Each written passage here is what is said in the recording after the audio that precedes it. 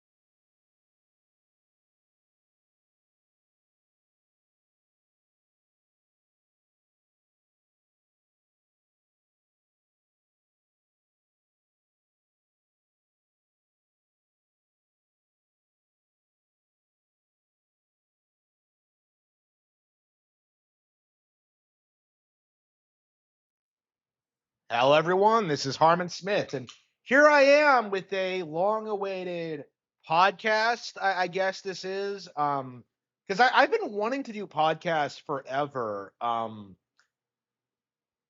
It's been really interesting looking back on like the last several years of the Harman Smith show and how I've been so focused on gaming and how I've been so focused on like getting through as many games as possible. And it's like it's only recently where I feel like I've kind of gotten through everything I really want to go through. I do need to start thinking about like coming home early, doing the podcast, doing the gameplay streams, and it just feels like I don't know. Like for me, it just feels like a little bit much. And honestly, I don't know. I might cut back on the gameplay streams. I might cut back on like all sorts of things. But I do think I do need to start doing more like general streams, going over current events, going over like uh, the current industry because I feel like in a lot of ways like nobody's really doing that. Honestly, like it feels as if like everybody else is just kind of like skirting around doing everything they can to generate clickbait and there isn't a dedicated individual who will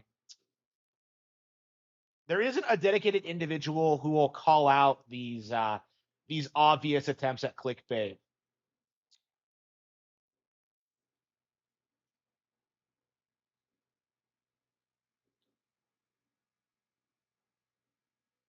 Let's see, hang on. So yeah, here we have like one obvious, like known grifter, Review Tech USA. He has returned. He has resurrected. Review Tech USA 2. Apparently, someone else like got a hold of the Review Tech USA label, so he wasn't even able to establish himself as like the original Review Tech USA. So he deleted his channel, he made a new one, and now he's at like 80,000 subs, just desperately trying to keep himself afloat. And boy, is he desperate. Look at this. The real terrible reason GameStop is shutting down. Yeah, they've been shutting down forever. Grand Theft Auto 6 situation is getting messy. We'll watch that. Let's see. Samsung issues dire warning. Says console prices will skyrocket. I've already received confirmation that that's not going to affect Nintendo, but okay. Steam Machine price may have just leaked. Yeah.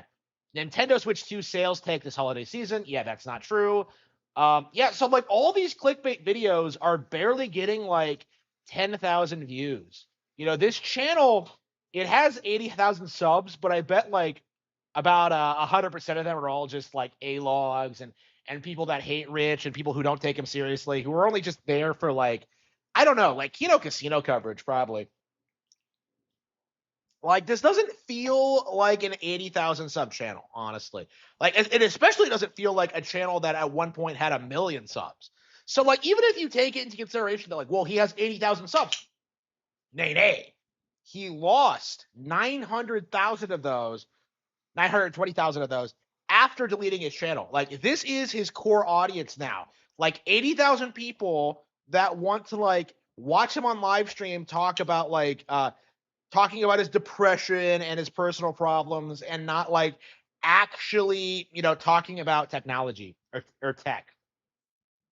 Like that's the current state of Review Tech USA, honestly, is that he's rebooted his channel, the ASMR channel failed, the DSP coverage failed, the music career failed, he can't get a real job. So like what he has to do now is just kind of like go back to what he was doing 10 years ago, even though that business model is no longer viable. That's what we've been seeing over the past several years of this guy since like 2018. We've seen this like huge downward spiral that he just has not been able to pull himself out of.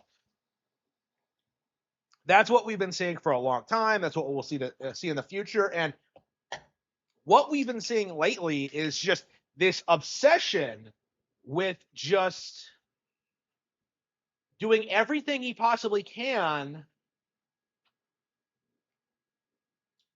to not play Bloodborne. Like, look at this. So, okay, so he was supposed to play Bloodborne like a couple of weeks ago, right, for his audience, and look at this. Like, he's doing a Sekiro stream, like after not doing the Bloodborne stream, and it's just like, why? Like, just do the Bloodborne stream. Like, what are you doing? So, like, and again, like, 2 days from now, are you kidding me? 2 days to get ready to like play a video game. Are you serious? Like, are you serious? That doesn't make any sense. I'm just like, I'm just very confused about what he's hoping to accomplish as a YouTuber at this point. Like, where does he think this is going to lead? Like, does he think he's going to get like 1,000,000 subs back? Does he think he's going to own Keemstar? Do you think he's going to like somehow embarrass Kino Casino? Like, he doesn't get a fraction of the support or attention that Kino Casino gave. You know, like Rich is a lolcow. You know, he is a legacy YouTuber that is still hanging in there. He's on par with like that guy with the glasses alumni. Okay, like he's a nobody. If it wasn't for him having like left wing takes on like local issues, I would say he was pretty irrelevant in the grand scheme of things. Like this guy is a complete nobody, and it's just so embarrassing to see him like sit there and try and say that like, well, maybe things will work out, and maybe if I just radically change my content this month, it'll work out. But like, no, it's not gonna work out.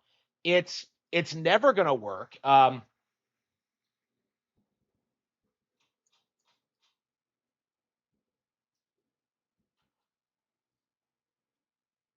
Like it's never gonna work out. You're never gonna have like some glorious kind of return to form. You're not going to be taken seriously as a tech YouTuber, and especially not a gaming YouTuber. Like, how many games has Review Tech USA played this year? Okay, like that's a real serious question. Oops.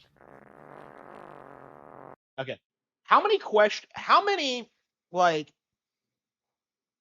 how many video games has Review Tech USA played this year? You know, when you look at like my channel where I've gotten through games like Tales of Symphonia and Tales of Graces, I've gotten through like Final Fantasy Tactics. Like these are all pretty long, like pretty hardcore like RPGs, right? Like meanwhile, Review Tech USA can't even fire up a Bloodborne stream. You know, he can't even play past the first couple of rooms.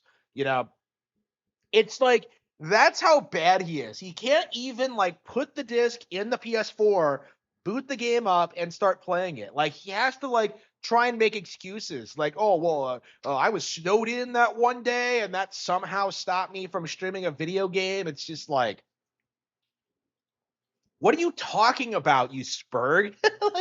like, I don't get it. But anyway, let's see here. Uh,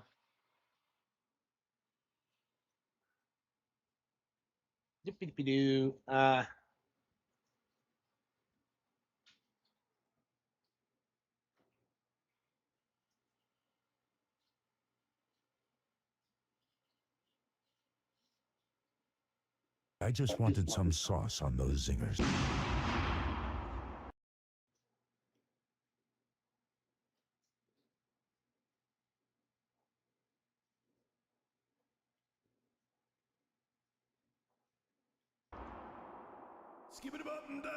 All right, everybody, welcome to the show. I hope you're having an awesome weekend. A couple shameless plugs first. First and foremost, make sure you subscribe to Review Tech USA. I upload content here on a daily basis and stream.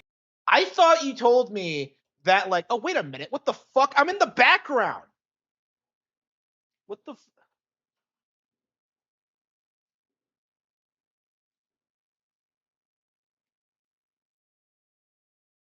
I'm in the background.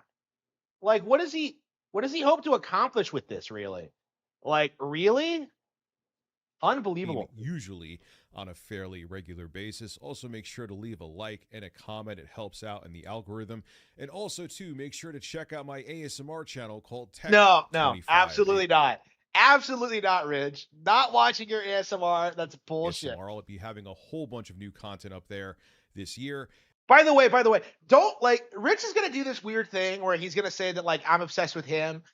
He's the one who has me as his background in this random video. I did not single this out. I did not see that before I And on top of But it, too, anyway. there's already a bunch of content up there already. So make sure you subscribe to Tech25 ASMR. I'll have links to everything I mentioned below in the description and top pinned comment. So in this exciting episode number 400,872 of Everything Sucks, RAM prices are out of control. You know that. Which is going to seriously affect PC gaming. You love that. And by love that, I mean you despise it. I always bring up an example, though, so people have concrete evidence, say this is the first video they see from me. So in 2025, if you wanted to get a 32 gigabyte DDR5 RAM kit, it would go for about $120 to $150 US. But now, at best, by the way, Crucial is made by Micron, and Micron is leaving the consumer RAM market. You're looking at about at least close to, if not about $300, and then it goes up from there. $440, $261, we'll say $532. It's out of control. It is absolutely insane. RAM costs more than a graphics card right now. Please don't support this. Don't support this. Don't support PC gaming. Wait a minute, wait. Is Rich telling us not to buy overpriced technology? Is this not the guy who has like 10 micro PCs that he never uses? Like he has like all this like technology, all these like weird fringe like pieces of tech that he buys, uses once for a video, and then like never touches again. This retard is gonna tell you not to buy new technology when like he's addicted to buying like the newest tech imaginable. Like he doesn't review tech, he buys it. I don't know if it'll actually make RAM prices come back down, but that do not, unless you absolutely need RAM, like you have a video editing PC and it is down because one of the RAM sticks like fried in there, do not buy this at this price. Please don't. Well, anyway, this has been discussed for a while. Due to RAM price increases, there is a lot of fear that all of the consoles are going to get another price increase, not just wrong. The Switch 2, that's been debunked already, but okay. Just Microsoft with the Xbox Series X, where they increase the price so much on their consoles. It's like, why are we gonna buy a Series X? And then it seems like they're giving up on it, so they're asking more money for an over 5-year-old console at this point, and they don't seem like they want to support it. I'll buy 12 Xbox Series X's, Bob. Your name is Bob today. Well, I got good news for you. Samsung, which is one of the big 3 memory manufacturers, they make memory for everything, TVs, game consoles, PCs, you name it. They are telling you, as a memory manufacturer for many products that you purchase, that the prices for your technology, whether it be TVs or game consoles, is going to go through the friggin' roof. This comes from gamerrant.com. I'll read it to you, then we'll discuss. Samsung has issued a warning that could mean the price of console gaming could increase for players everywhere. While Samsung doesn't produce any traditional game consoles itself, the company produces and works with all kinds of parts and electronics, giving credence to its claims. During CES 2026, Samsung has warned customers that, due to the increased price of DRAM and ongoing shortages, the price of TVs will likely increase. What have I been saying? I've said that a billion times. The co-CEO of Samsung, TM Rowe, explained that numerous electronics, including phones, home appliances, I've been saying all this, and TVs will likely see their price go up in response. Wow, yeah. Things are going to get more expensive, after the economic downturn caused by the 2010 pandemic. Like, it doesn't take a genius to figure this out, Rich. Like, come on. Response to increasing cost of the electronic components that go into them. Speaking to Bloomberg, Wenjun Lee, head of global marketing at Samsung, said there would be issues with semiconductor supplies that will impact everyone. You don't even have to pick up a game console controller or have a gaming PC for this to affect you, which will likely drive Samsung to increase its prices to compensate for the increasing cost of the parts going into them. Unfortunately, gaming will feel the pinch from this demand in more ways than just increasing TV prices. The AI-fueled RAM crisis may lead to further price increases for consoles, and PCs aren't faring any better, with the price of RAM and GPU. Gotta love this clickbait article that like, oh, console gaming is gonna get more expensive, but oh, by the way, PC gaming is getting more expensive too. Gotta love how they're like downplaying the reality of the situation. Is that PCs are gonna be more affected by these price increases, and it's something that the entire industry is skirting around right now because their entire revolves around PC right now. But anyway. Use alike, making building or buying a PC more expensive. You could go look at 5090s. The price is already going up on them. They're about to reach, probably in a couple months, they're going to reach that $5,000 price point, which has been predicted for the 5090. So good luck with that one if you were actually going to purchase the top of the line graphics card from NVIDIA. Anyway, continuing here, some of those who live in states with AI data centers have also seen bigger electricity bills, compounding the problem further. They also go on to talk about how next-gen consoles could be delayed due to the RAM shortages, which I've talked about. Valve's upcoming Steam machine, there was a Czech tech retail website. Are they gonna raise the price on that? It's already like $1,000. Wow, that's gonna be crazy. If it's like, imagine if it gets up to like 1,500. That's gonna be at placeholder prices for about $1,000, depending on which model you got. Probably a little high, but they're saying right here that recent reports indicating that the Steam machine might cost anywhere from $800 to $900, depending on which store. 800 to 900. That's an awfully low estimate, Rich. Like the figure I saw indicated like 1,100. So like you're insane. You're insane. Yeah. So everything is just becoming more unaffordable. And on top of it, to add insult to injury, utilities, cost of living, groceries, everything is more unaffordable, even if you just don't. What are you talking about? I just got gas, and that's cheaper now than it's been in years. But okay, Rich, keep telling me this. Like, can we all agree that like people spurging about prices haven't been living in the real world, because it's not that much more expensive, honestly. Like, I don't get, like, I feel like everything's been going down for the past year, and like, Rich is just not admitting it. Just living sucks. Let's just put it that way. Oh, no. This is what, unfortunately, many people, including me, have predicted since I've been covering the RAM AI crisis that's going on right now and the astronomical prices. And I've said, for people out there, and I've seen comments, even in real life, I've talked to people about this, and they're like, I don't care. I'm not a nerd gamer like you. I'm like, oh, that's cool. Your next phone is going to be more expensive. Your next TV is going to be more expensive. Yeah, that's why I don't buy new phones, and I don't buy new TVs, you retard. That's what we're seeing a lot more of now, is that people are holding on to this technology a lot longer than they would, because there is no innovation, and there's like no reason to upgrade, really. Like, I'll replace my phone when it breaks. I'll replace my TV when it breaks. But like, until that happens, I'm not rushing out to buy a new one. That's the reality of the situation. Anything that has memory inside of it is going to become more expensive. You could never pick up a controller in your entire life, and it's going to become more expensive. And then on top of it, like I said, the cost of living is going up astronomically all across the board. Trust me, I know. So people are like, I need to survive, keep my lights on, pay my rent, pay my mortgage, put gas in my car, put food on my table, and that's more expensive. And now you want me to spend maybe food on the table is a problem for you, Rich. Like, if you buy more food and you eat more food, obviously your bills are going to go up. I would say, like, lose some weight, buy an exercise bike, and then you'll see your grocery bill go down.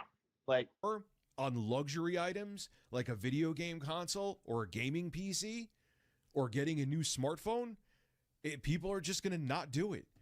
And what amazes me about these companies too is that, oh, we just increase the prices. The lemmings will buy it anyway. Not if they'll be out in the street if they go buy luxury items instead of actually paying their bills. They're not going to buy your crap anyway. Now, on the flip side, I made another video. I'll have it in the end screen on this video, where Moore's Law is Dead has people that were in the memory industry, that actually worked in the memory industry, and he has industry insiders that are saying this is not going to be like a doom and gloom permanent memory price increase where game consoles and all technology are going to permanently stay unaffordable. I hope he's right. But when I see things like this, it just, I don't have a good feeling. I hope I'm wrong, and I hope Moore's Law is Dead, who is way more educated on this stuff than me, is right. And maybe he is. But the way Why? things are, Why would I watch like Review Tech USA and not like Moore's Law? Why would I not watch a real tech review channel?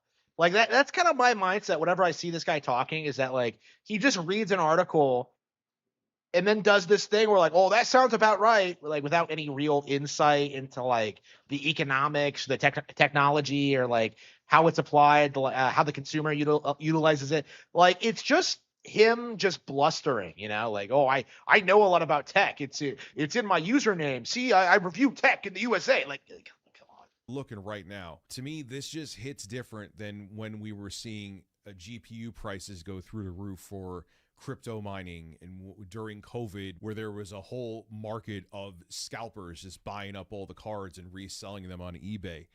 If the demand for AI data centers continues for even 2 more years, then what happens after that? Say the AI bubble bursts even sooner. There's a lot of people saying it's like they're looking at their watch saying it could happen. Yeah, I agree. Like the AI bubble is going to burst in a big way. Like it's a lot more limited than you would expect, considering like how people try to sell it to you.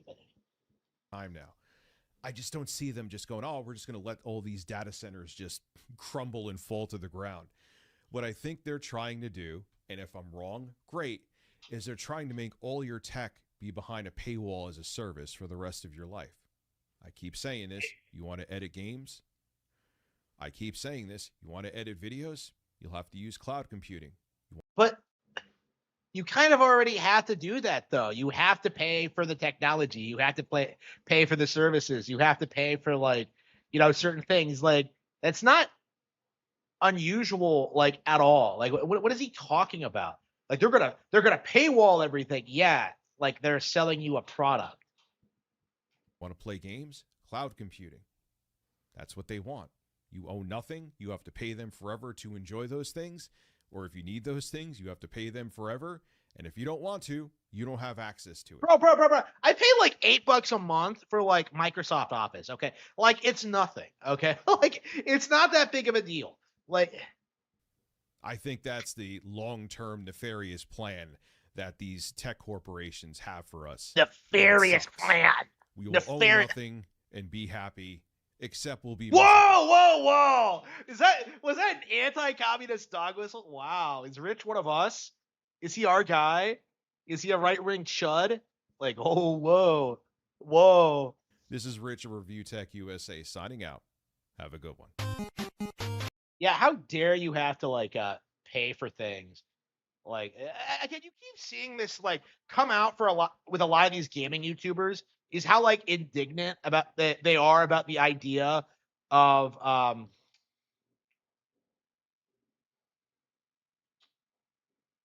indignant they are at the idea that they have to pay for things. You know what I mean? It's like what why why exactly am I supposed to be upset that I have to like pay Nintendo to own a Switch 2 or to like use NSO or to like do certain things? It just doesn't make any sense at all. Hang on, let me get caught up in the chat. I wasn't expecting it to be so active. Let's see here. Like, do certain things.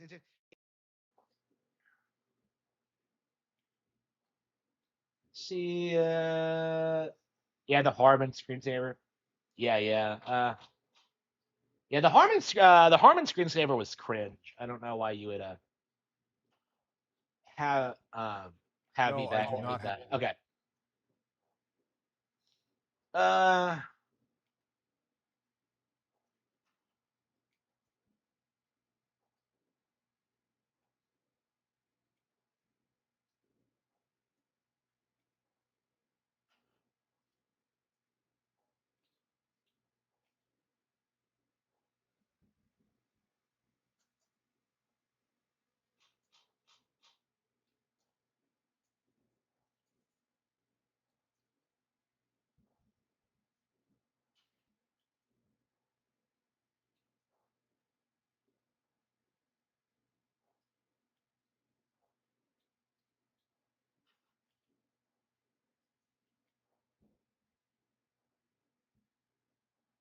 Have birds here.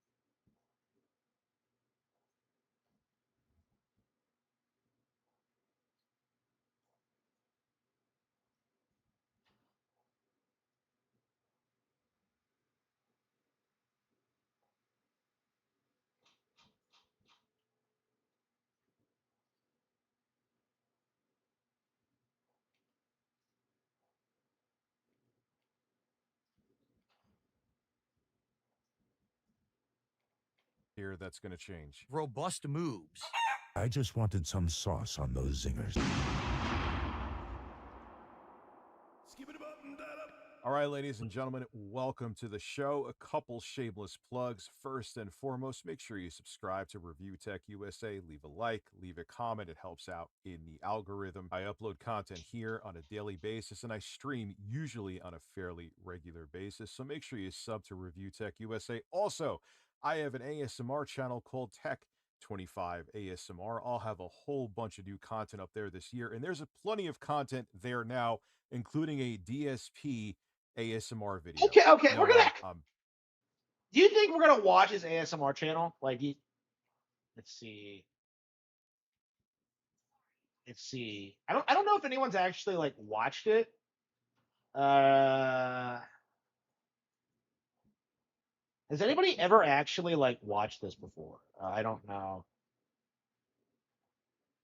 Hang on, where the hell is it? Did you take down that channel, or let's see. Two more links. Look at this. Yeah, barely 2,000 subs.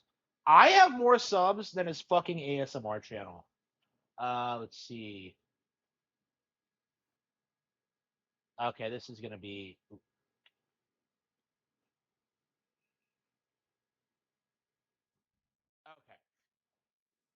Okay, I've gotten. This is Review Tech USA's. Oh, fuck. This is Review Tech USA's ASMR channel. Okay, I've never watched this before. I have no idea what to expect going into this, but let's go ahead and see. today's ASMR video What the fuck? is going to be about a man.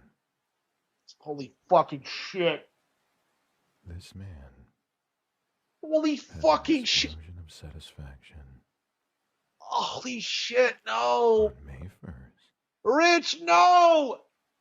2016. And that man's name would be Philip Paul Burnell, What the hell is this? also known as He uploaded DS an ASMR video about Dark Side of Phil. Gaming. What the fuck? What the fuck? I have known What are you about doing? Phil This is like for a very long time. the most autistic thing I've ever seen in my life. For What? those of you What is he who may doing? not be familiar We're familiar with this with Dark Side robust Phil. man, I don't listen to like he's male been ASMR artists, so making Let's Play videos I can't say he's like on YouTube I don't know. since 2008. And even when he was a young man who looked like Curly from the Three Stooges, He doesn't look like Curly. What's he talking about? Philip What is he was talking about? one of the first moments of e-begging from Phil was when he asked his audience I'm allergic to bullshit. That's why I'm the sneezing. first Okay. time I'm allergic to cringe, Ridge. to donate to his PayPal. There was actually 3 times that he hardcore e-begged. What? Rich, you're an e-beggar. You're an e-beggar. You can't. What are you talking about? in his career. The second time, which you are not supposed to do this, How is this like a rain sound video? There's no rain. Is there any rain in this? Let's see. was Okay, there one it of is. the people that brought attention to this issue and helped a lot of people become aware. And he helped. I don't want to say he helped stop it, but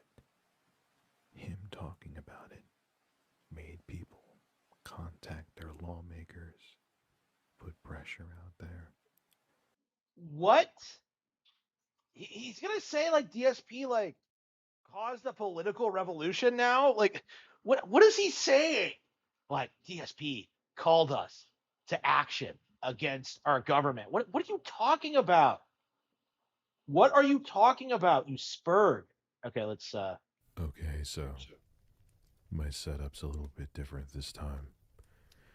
And I don't have a hat on. And I got rid of the green screen.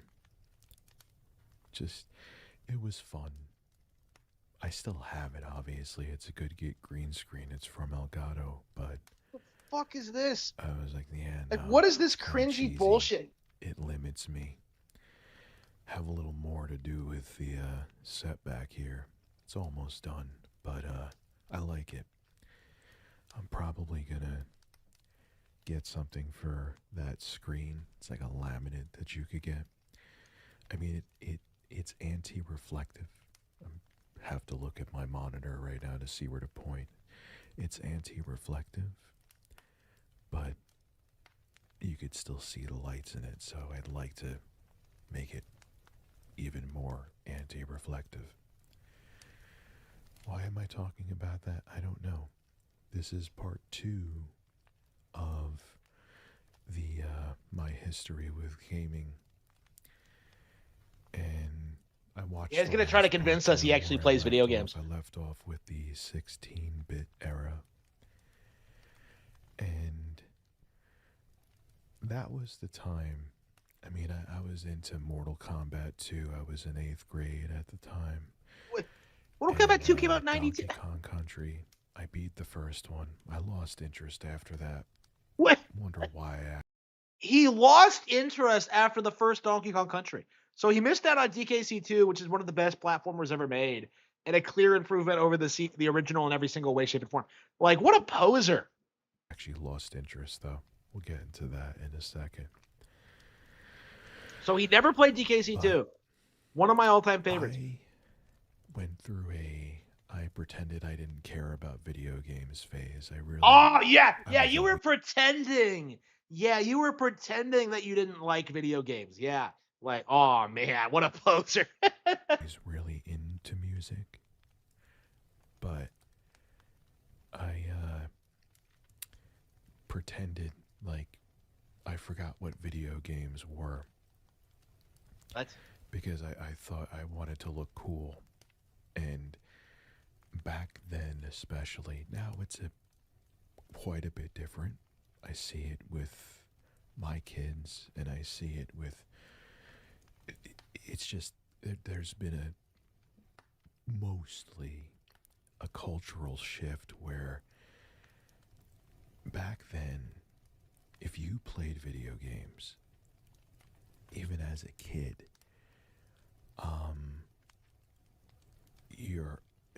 people would raise an eyebrow at you. Yeah, people hated that. Unless you were very young, like 10, 12. Yes, this was at the time where gaming was considered a more teenage hobby, but it really wasn't. It really wasn't.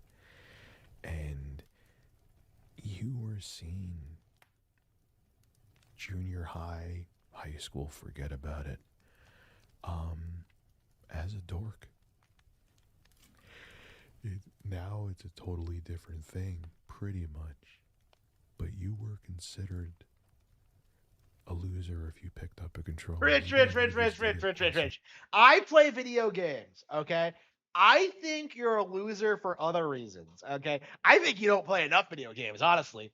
A while. So I pretended that I didn't game anymore. I put my Super Nintendo in the closet, and you gotta realize too, going back to the 16-bit generation for a bit, I was all in. I had a Sega CD, never 32X, but I had a Sega CD, Sega Yeah, Genesis. all in, but he didn't own a 32X. I had the Super Nintendo, I had everything. And I just kind of put everything in the closet and just listen to music, which I I love music. Absolutely love music. But in my mind, I just had to like hide the fact that I was into gaming, which was stupid. But I didn't. I didn't really game for a while from 8th grade to 10th grade. Well, like that's around the time that you should be thinking about your future and your career and stuff like that. Yeah, everybody games a little bit less at that point. Okay, like I went through that. It wasn't because I like was trying to impress anybody or whatever. Like I was just trying to figure out my career, my personal life, and stuff like that. Like Rich is taking this like perfectly normal thing that everyone goes through and like making it out to be like this is my story. This may be my last chance. Like nobody cares, Rich. Nobody cares. I mean, there were some times I would play. I remember my friend Tom had Doom for the Super Nintendo. The That's the infamous Doom port for the Super Nintendo. the guy. And I borrowed that from him and played that. But other than that, I was trying to pretend that I didn't care about video games, which I did for quite a bit. But that changed going into my sophomore year of high school. For Wait, his sophomore year. Wait, so he's gonna he's gonna say like, oh, you were bullied in high school if you like games, and yet he's saying he got back into it his sophomore year. Like, what?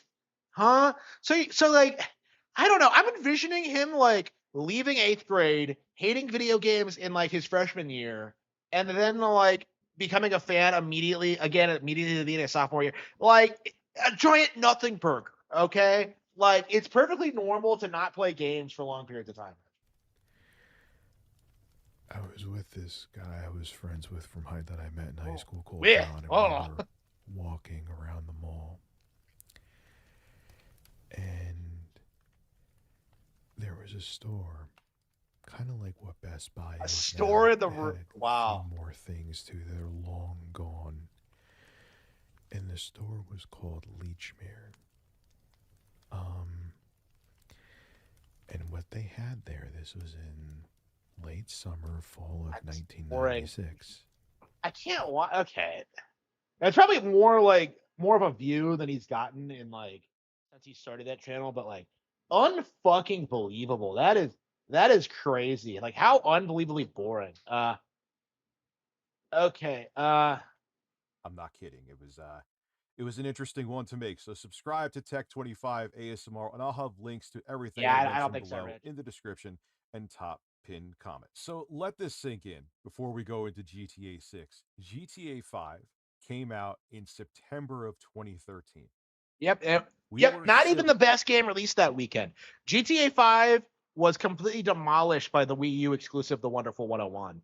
The Wonderful 101, which is a way better game in general. I still play it today. I still love the game, and nobody cares about GTA 5. we were in the tail end, but we were still in the 7th generation of consoles. The Xbox One and PS4 weren't released yet. They were about to be released.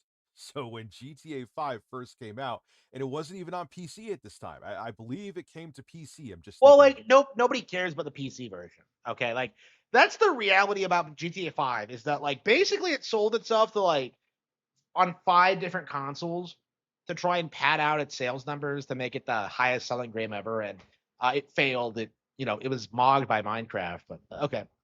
this now. 2015, sometime in 2015. So the only way you could have played GTA 5 originally was on the PS3 and Xbox 360. The game will be what? This fall 13 years old. 13 It's been 13 years, and it may be longer since we had a Grand Theft Auto. That is wild. But listen, GTA 5 sold about 220 million copies. GTA Online is still wild. Yeah. 200 million copies on sale. The bulk of its income came from microtransactions. Okay. Like Pokemon Go grossed almost as much as Grand Theft Auto 5 did. and that wasn't tied to like one single release. It's just Grand Theft Auto is not as big as this retard makes it out to be. Wildly popular. So Rockstar and Take-Two weren't really rushing to make a GTA 6. GTA 5 to this day is still printing money for them. But it seems like there's some trouble with GTA 6, though. And if you expected a new Grand Theft Auto to be coming out this year, it might still, but it's not looking solid anymore. Now, GTA 6 is only. Oh man, Grand Theft Auto 6, the waiting for Godot of gaming. Oh man, Grand Theft Auto 6 will save the industry when it comes, and it just never does. Like our Messiah will save PlayStation, and it just never happens. Been delayed a couple times. It was supposed to come out in fall of 2025. It was actually supposed to come out in spring of this year, I believe May of 2026, and now it's supposed to come out in November 19th of 2026. But it may not do that. It may need more time. And you know what? At this point, let them just do it right. Let them do it right. If it comes out in 2027, it comes out in 2027. Now, this comes from tech4gamers.com. I'll read it to you. Look at all those ads. Look at all those After ads. He numerous doesn't have an delays ad and over blocker? A decade of waiting. What a it'll be retard. About 13 years, like I just said. GTA 6 is finally set to release in November this year, or so we think. You know what? I'm just leaving the burp in. I didn't want that to happen, but it happened, so that burp is meant to be in the video. Continuing, the game has been rumored to be content complete for a while now. Someone says something. Yeah, he's getting an obesity ad up here. See that? Like, is an injectable prescription medicine that may help adults with obesity. So, yeah, he's getting targeted for that. Wow. Different about that, though. According to insiders, but Take-Two is letting Rockstar take its sweet time to avoid a Cyberpunk 2077 situation at launch.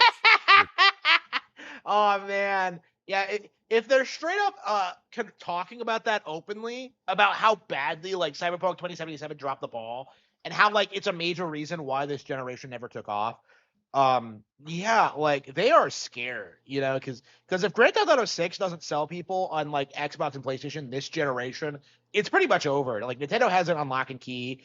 You're gonna have to wait like another 20 years for Grand Theft Auto 7. It's not gonna happen. Like, that's just the reality of this, is that this is gonna be a disaster. It's gonna fail, and yet people are gonna still try and like oh, PC gaming is gonna say it. Like, it's not gonna happen. Is a smart move. Is especially with a franchise like GTA and how important that is to Take-Two and Rockstar. At this point, take all the time you need. Just take it. Have the game come out perfect. Don't have it be a mess like Cyberpunk was. Just, I'm doing my usual end. Cyberpunk right now, is still a mess. It's still crap. More into that. Now, though, according to a leak, GTA 6 could require more time to polish, meaning another delay into 2027 is not entirely impossible for the Rockstar title. Now, they go on to say here that because this game is such a big deal and it would really help the industry in 2026, Sony and Take-Two and Rockstar don't want to see this delay happen. But at the same time, I love how he singles out Sony. He knows Sony is relying on this game. Like, this is their last shot at relevancy. This is it. This is their last stranglehold on the culture. GTA is Take-Two and Rockstar's baby. They can't afford to have this game bomb, and they can't afford to have this game. Well, like, my thing is, there's no amount that GTA could sell that could save PlayStation and especially Xbox from like irrelevancy. Like, that's what you're seeing now, is that PlayStation and Xbox just cannot maintain the audience that they have been. That they can't that they just can't, like, they can't sell people on GTA and have them migrate over to like other titles. Like, the GTA audience is only there for GTA, and that's a big problem for them. And it's come out and be a buggy mess and turn people off. And on top of that, too, Sony wants to make sure this game is magic, which, listen, GTA 6, even if it was a buggy mess, it would ruin the brand, would still sell well. Sony wants this to do well, and they want the game to be polished because essentially it's going to be a place, at least in the beginning, a PlayStation 5 exclusive. All right, hi, Rich from the future. Wait. While I'm editing, I'm an idiot. Did he really say it was an exclusive? What a fucking retard. Like, Wow. Wow. Wow. What a dumbass. So like Xbox may as well not exist to Rich, huh? It's not going to be a PlayStation 5 exclusive. It's also still going to be coming to the series consoles from Microsoft, the Xbox Series S and X, but let's just consider it a PS5 exclusive. So bottom line is no one wants this game Yeah, to be let's just let's just consider it a PS5 exclusive. I mean, like he's not wrong. Sony's like always been like the major benefactor for Rockstar. It's pretty much always been like a PlayStation IP that also gets releases on Xbox. But like I believe like Microsoft had to shell out like 100 million to get Grand Theft Auto 4 on Xbox 360. But uh, yeah, like this is I don't know. It's not an exclusive. Like, come on, Rich, get your basic facts delayed, but straight. if it has to be delayed to make sure the GTA brand stays as shiny as it is right now and not have any dents. What am I saying? They don't want to hurt the GTA brand, so they want to make sure the game comes out bug free. So, former Kotaku journalist and still an industry insider, Jason Schreier, this is Uh, what he had to say about Jason the Schreier. Who gives a shit about what Jason Schreier says about anything? Like, situation, stated that he wouldn't be surprised if GTA 6 gets delayed again, as the game is still unfinished. According to his sources, developers are still adding content to the game and deciding which missions and levels will make the final cut, because I'm sure they make a billion really? different missions. They play test them, they play through them, see if they click. If they don't click, then they can them. If they do click, Well, they put them in the nobody game. cares about any of the missions in GTA. Like, all anybody does is like run around and shoot people. That's it. Like, nobody likes the And they missions. may have to make sure the mission makes sense too. So if they have any kind of weird place that you have to go to, I mean, this is what they need to do. And they want to make sure the missions are entertaining and they're not just a slog like every other open world game where it's like, go to the grocery store and get some chips. I don't want to get chips in a game. Listen, I'm losing weight, but there was like, if I wanted to get chips, I would drive to a store and get chips. I don't know what the hell chips have to do, but you get my point. Mundane missions in an open world game suck, and I'm sure they're making sure that the missions are entertaining. Schreier also stated that this isn't unusual for Rockstar, as the studio had a similar release cycle for Red Dead Redemption 2, announcing it in fall 2017, but then releasing it a year later. However, the insider claimed that no one at Rockstar is 100% sure about meeting that November release date, which means they're not going to. I I would say right now it's an 80% chance, if not higher, that GTA 6 gets delayed again. And in my opinion, at this damn point, that's fine.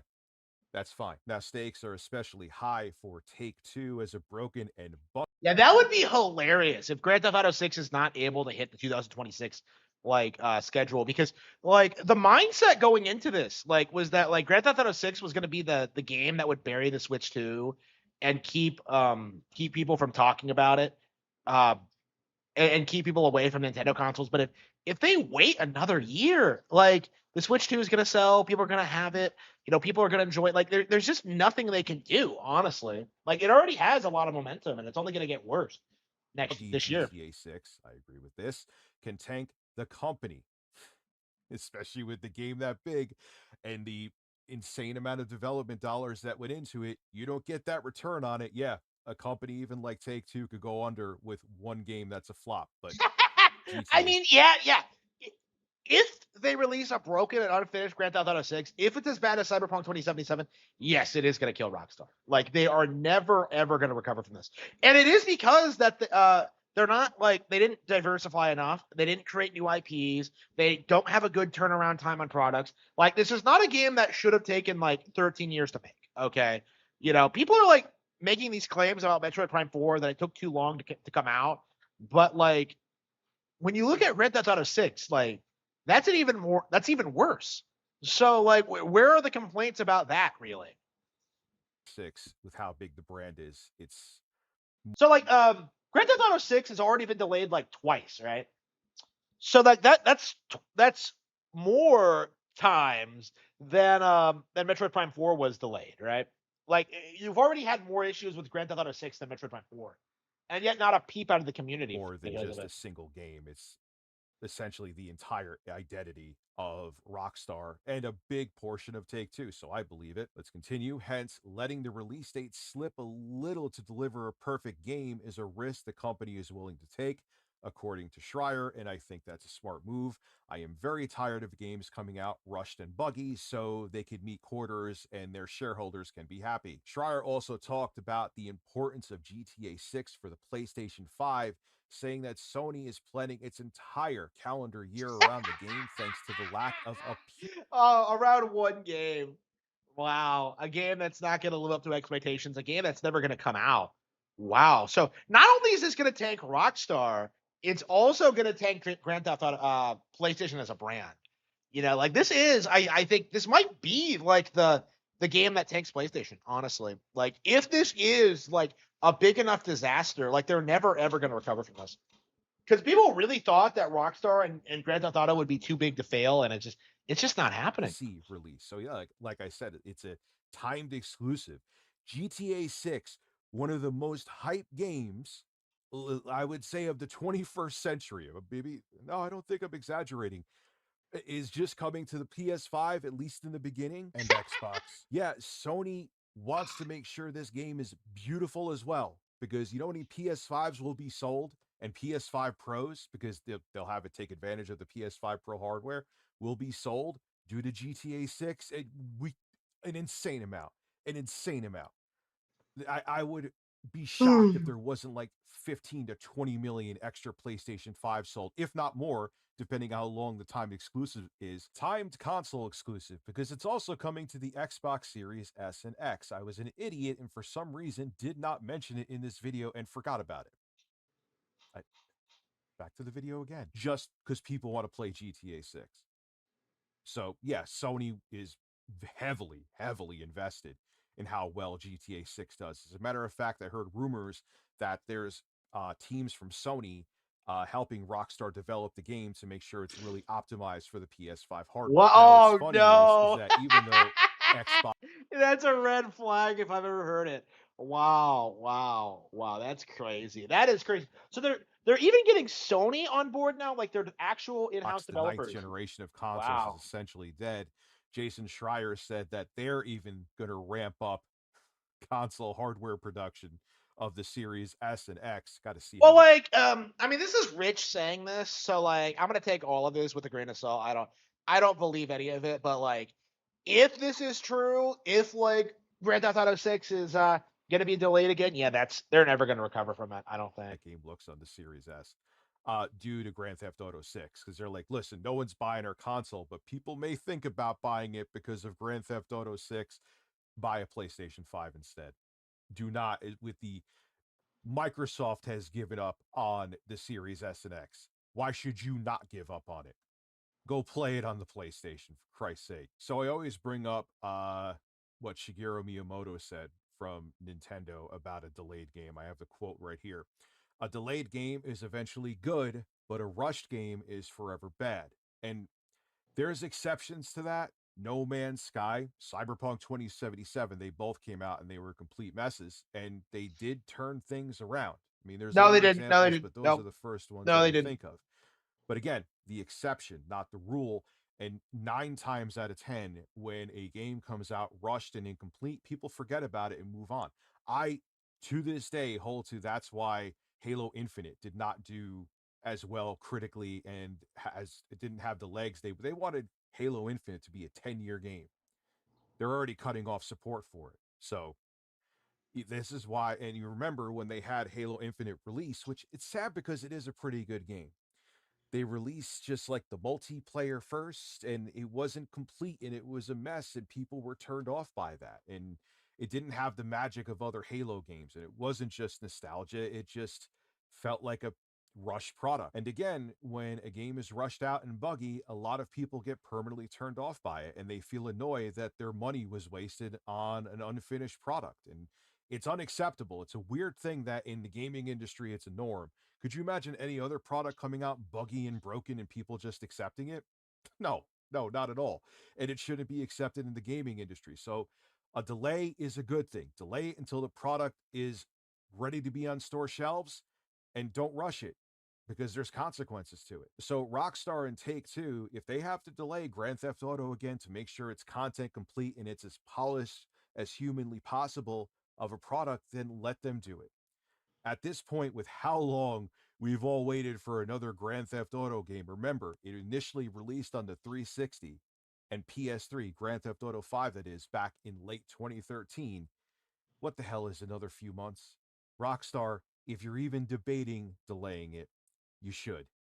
Again, a delayed game is eventually good, but a rushed game is forever bad. This is Rich of Review Tech USA signing out. Have a good one.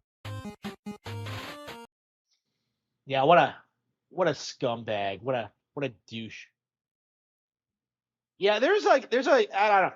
Sorry to say. I doubt that like any of that is true. To be like completely bluntly honest with you, like it just doesn't seem like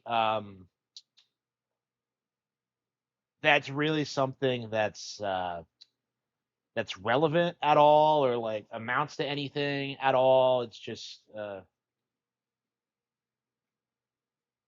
like it reminds me a lot of those of that claim he made like back in the day when he said that like that Call of Duty game wasn't gonna run well online.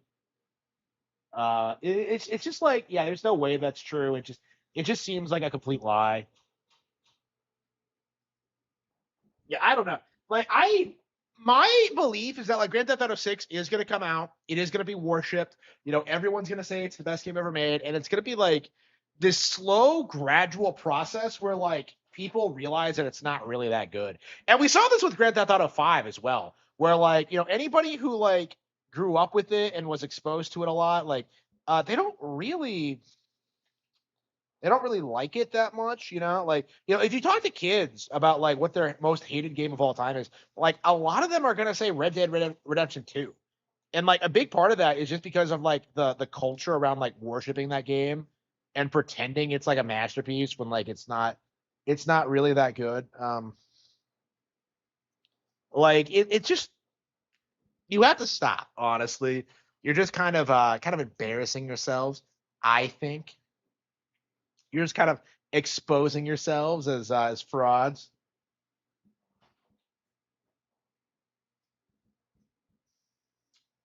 All right. I don't know if there's anything more to talk about when it comes to Review Tech USA. So we might like branch out and talk about like other Nintendo related news today. Let's see. Today.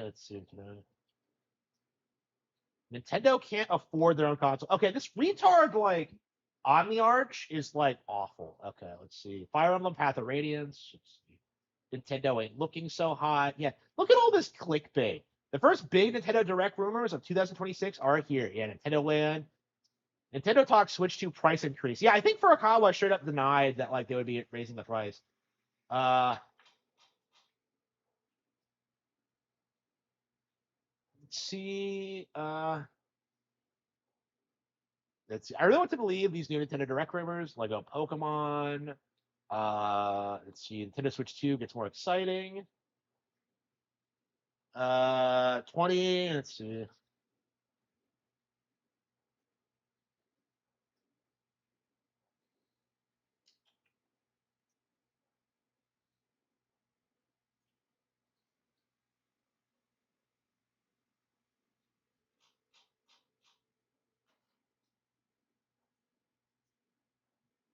Yeah, I think that's everything relevant.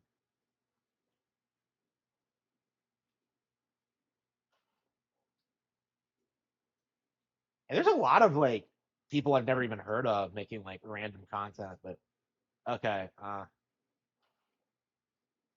yeah, on the arc is like hang on.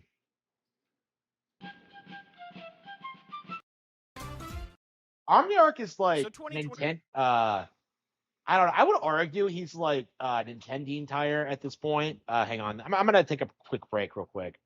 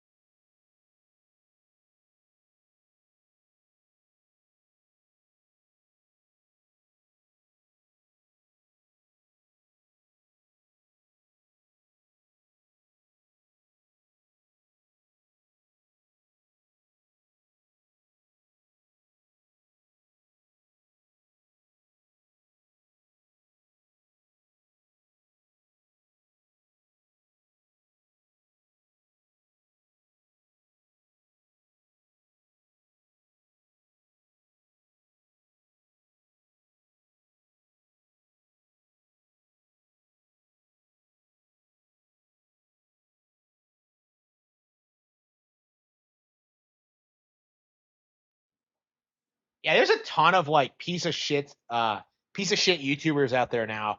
A lot of nobodies, a lot of people grifting off of like Switch 2. Hey, Nintendo is probably the most notorious, but I think OmniArc is probably worse, but probably. But well, let's see, where were we? Okay. December, some data started to come in giving us an idea Yeah, this is an how Arlo well video. the various video game consoles sold during the month of November. Obviously, a very big focus on Black Friday. So first of all, like Nintendo hasn't confirmed any numbers. So like all of this is just complete speculation. Like all of this, like the claim that like Nintendo didn't sell well over the holiday is like coming from some retard in the UK named Christopher Dring who openly lies about Nintendo's performance like all the fucking time.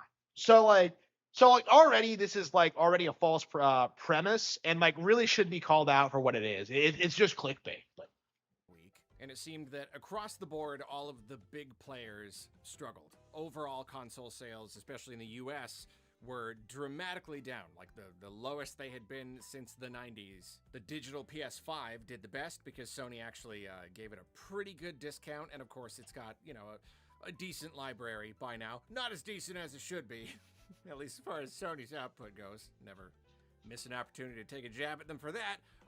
But yeah, it did the best, but overall, nobody sold super duper well over Black Friday, except, of course, for the next play. yeah, so yeah, considering like how well the Switch 2 has been doing, like I feel like this is a pretty blatant lie and really should be called out. It's just like you're telling me that the Switch 2 like sold like better than the Wii U in like the first 6 months, and you're gonna tell me that like sales just stopped over the holiday season. That's retarded. That doesn't make any fucking sense. Like, and especially because like, probably most people got one right away, and they weren't buying the console over the holiday season. They were buying fucking games. That's kind of my mentality on it. That's what I would do if I was a parent. I'd get the console immediately, get one or two games, and then I would be like, okay, ask Santa what you want for Christmas. Like, and that's what would happen, Ground, which saw really great success, all things considered. But considering this was the Switch 2's first holiday season, it did not perform as well as Nintendo probably hoped and expected, especially since it had had such an incredible launch, fastest selling console of all time, 10 million units in just in a few months, and yet those sales really stalled in November.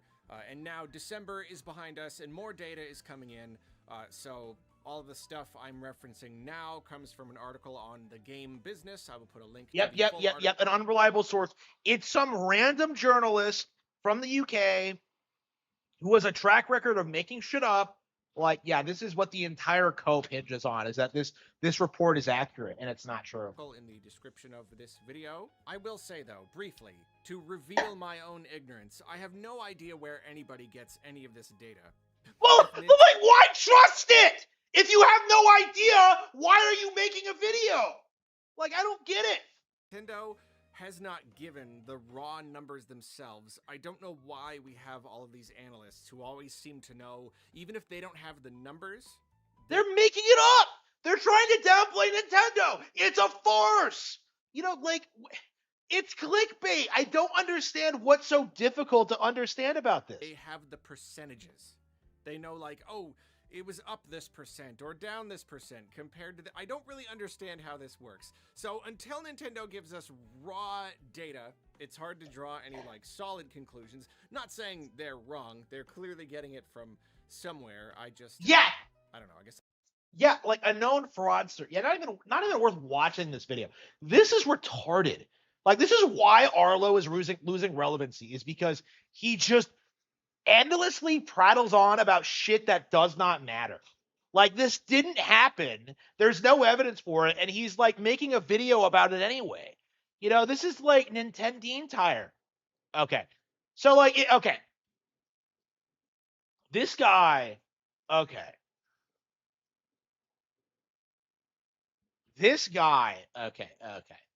Hang on, wait. I need to correct my.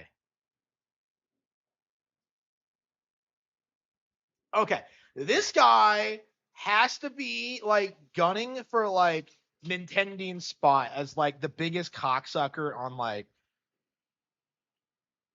in the community. Like he really wants to be the next Nintendo. Like he's really jumping on everything he possibly can, grasping any straw he can get his hands on.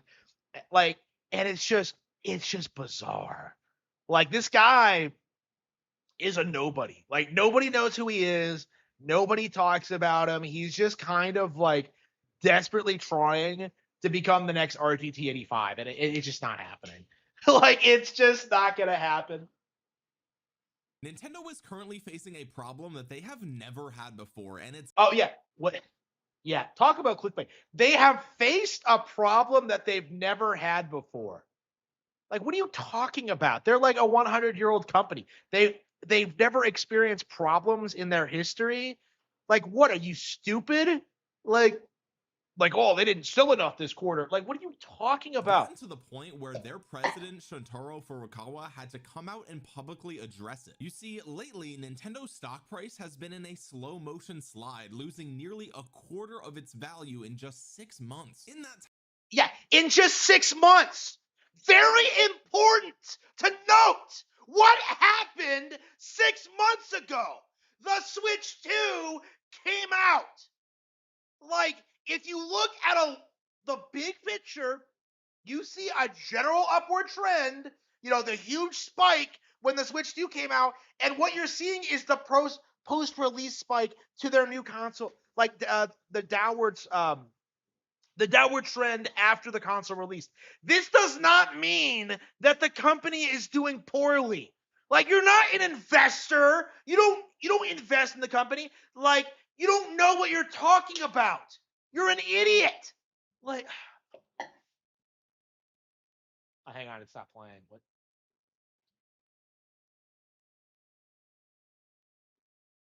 Yeah, this shit like pisses me off. I hate this douchebag.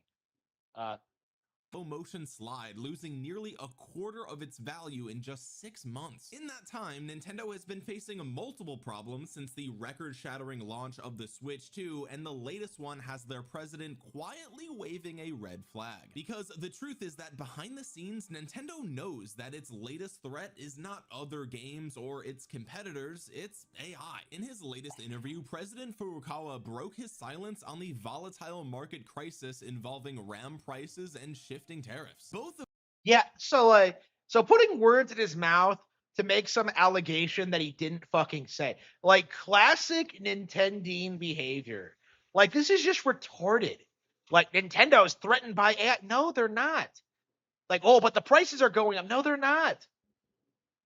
which have backed Nintendo into a corner. But here's the uncomfortable part. Retailers in the United States are begging for a price cut to save the Switch 2 sales momentum. What? But They don't to save the Switch 2 sales momentum.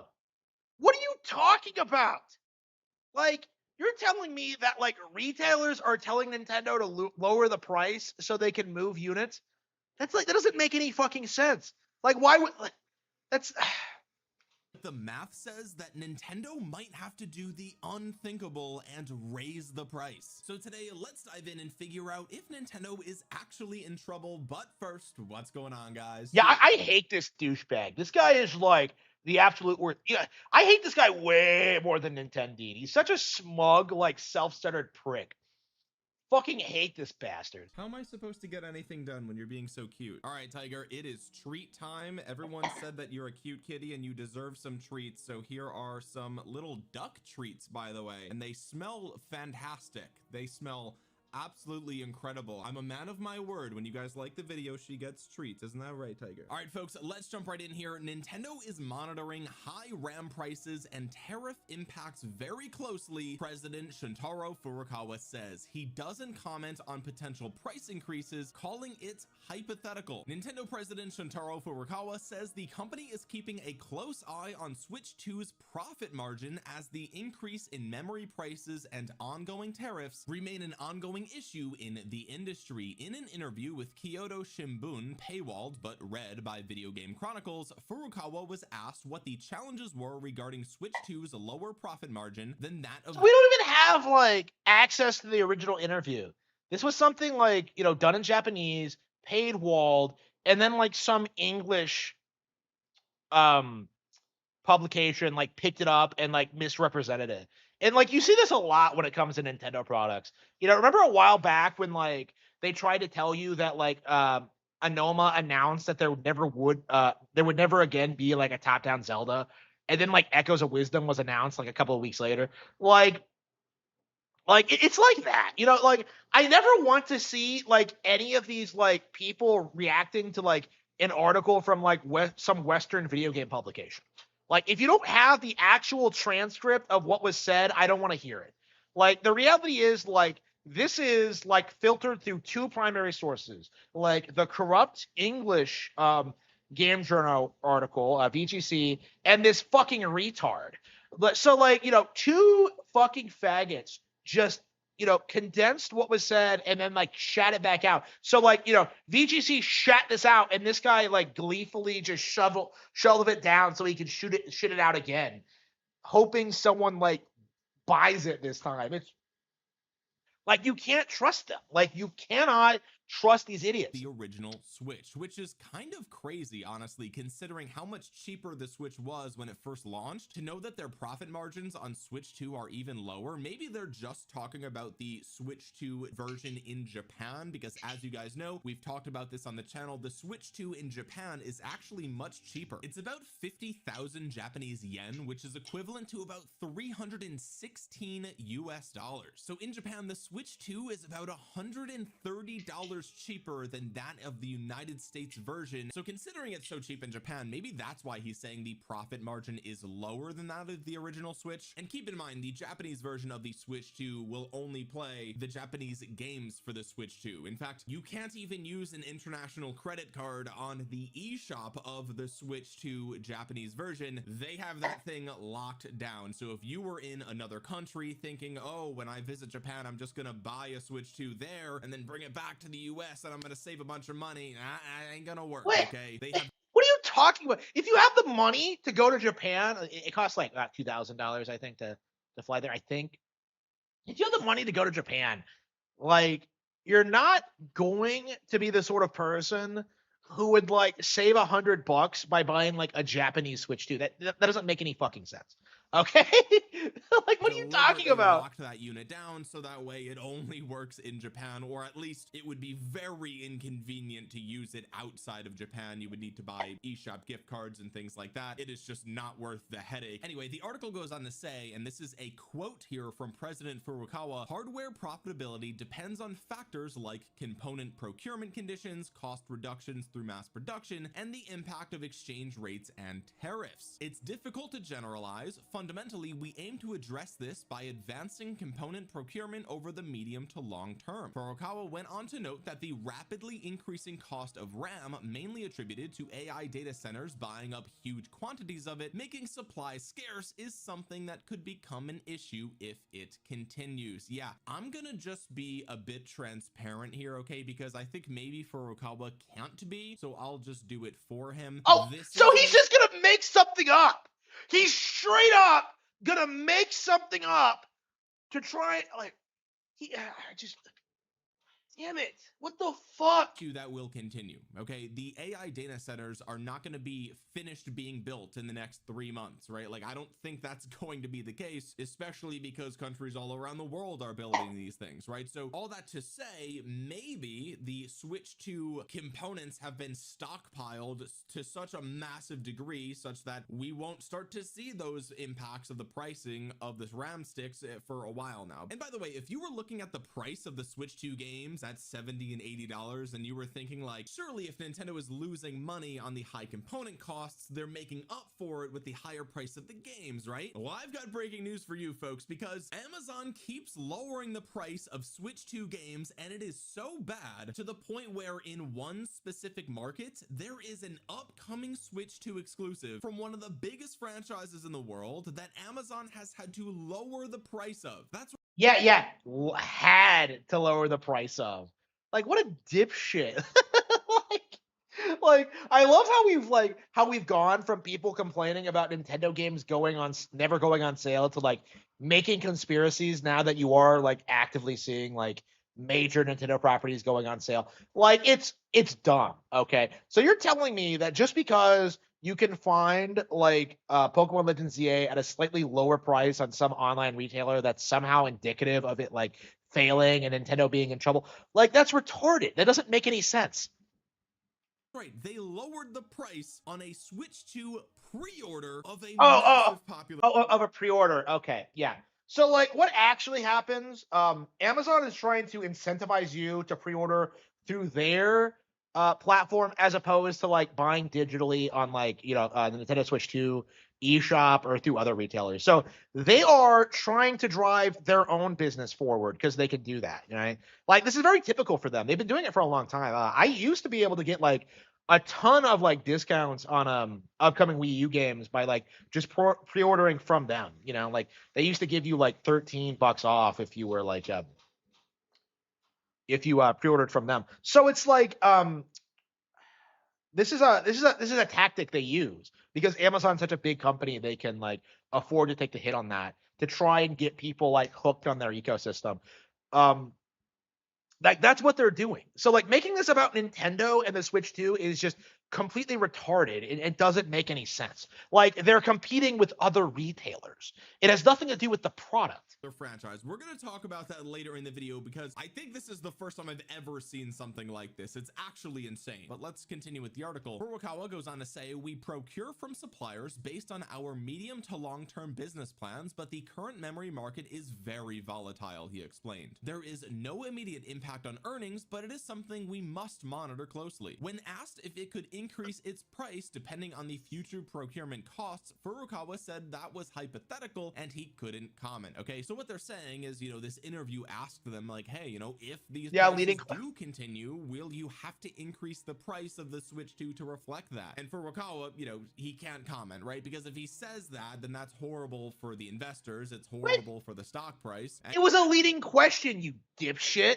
Like, and it makes them look bad. He can't just come out and say like, yeah, if RAM prices continue surging, of course we're gonna have to raise the price of the Switch 2. He can't say that. But that is unfortunately the reality that Nintendo finds themselves in right now. And by the way, it's not just RAM prices, it's also things like the internal storage of the Switch 2. A lot of these components are really inflating in price because manufacturers just cannot meet the demand of these AI data centers and of everybody else that is looking to buy these components, right? I mean, it's not like Nintendo is just competing with AI data centers. They're also competing with like Samsung and Apple and all of these companies that are manufacturing devices. I mean, even cars now, even like Teslas, for example, like all of these companies that you don't even think about, all these companies are using all the same components. Well, not the exact same components, but the same family of components because everything these days is a computer and AI is built into every computer now. The article goes on to say, later in the interview, Furukawa was asked what impact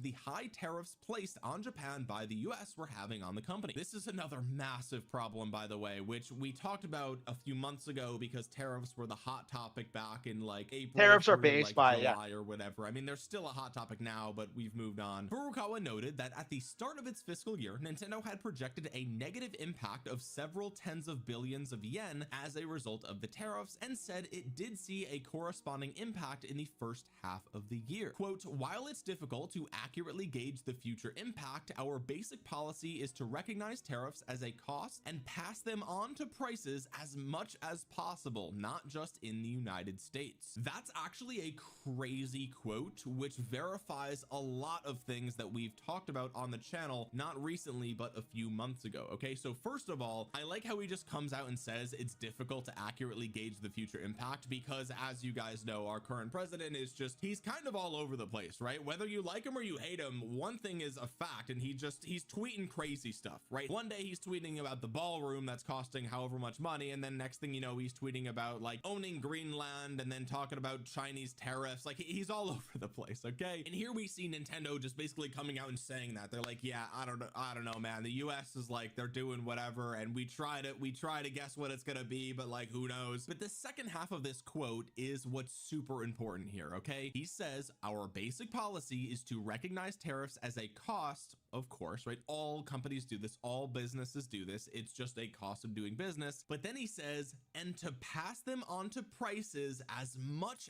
as possible, not just in the US. And this is one of the biggest things that we need to understand when it comes to Nintendo's pricing strategy, right? Because a lot of people, when we were talking about tariffs a couple of months ago, and we saw them raise the price on the old Switch and they raised the price on accessories and controllers and all this other stuff, a lot of people correctly came out to say this is directly as a response to tariffs, right? Obviously that was the case. And a lot of dumb people came out and were like, actually they're raising the price in Europe and they're raising the price in Canada. So obviously it's not because of tariffs, it's because Nintendo's greedy. And it's like, yes, of course, Nintendo is greedy. You know it, I know it, everyone knows it. Okay, no one's gonna argue that point. However, what we see here, Yeah, you can't watch this guy. He's just retarded. He's just completely like delusional. Like Nintendo's greedy. Yeah, they're a company that wants to make money. It's just like I want to make money. Like, come on, what an idiot. Okay.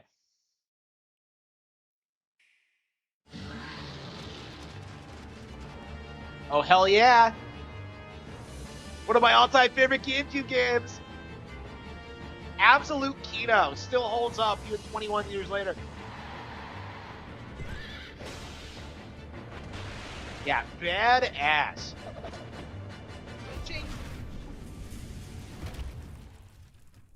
Yeah, the all-time greatest like Fire Emblem game, like the Go, Returning only after over available. 20 years, the Fire Emblem Path of Radiance game invites you to the land of Tellius. It is here we find our hero Ike and the Grail mercenaries, who have recently agreed to protect a mysterious stranger. Unfortunately, fulfilling this simple request attracts the attention.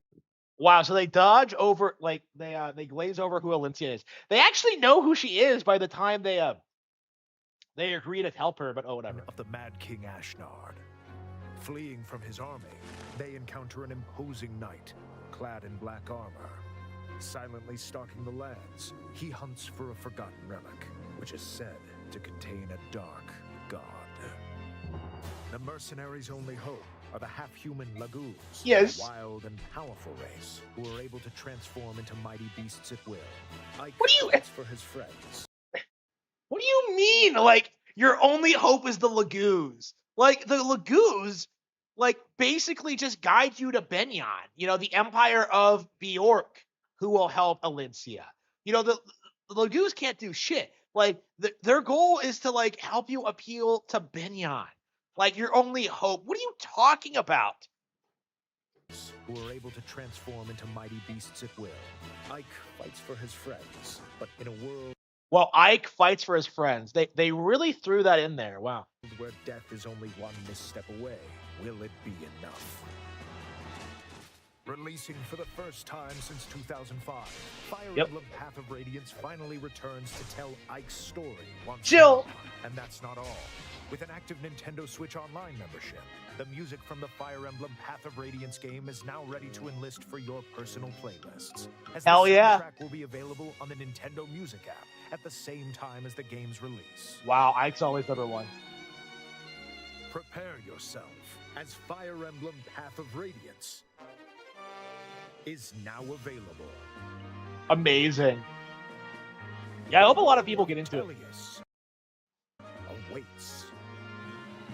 Where'd that artwork come from? I don't think I've ever seen it before. Yeah, Mist is there, Rolf, Titania, Riss, Nethany. Who's that back there? Is that Z-Hark? Yeah, Leaf's there, Boyd's there, Oscar's there. Mia's here. Yeah, cute. Oh, she wears thigh highs, really. Yeah, Lena's there. Yeah, Marsha's back there. Awaits. Yeah, my all-time favorite. Fire Emblem Path of Radiance now available on the Nintendo Switch 2 system. Yeah, there's a The reason Nintendo so many Switch people Online, plus are expansion seething about pack this membership. one because it's getting harder and harder to downplay NSO, like Nintendo Classics and like the NSO service, and like I think the PC Master Race knows it. Like I released a video talking about how Dolphin is obsolete now because they keep releasing all these bangers.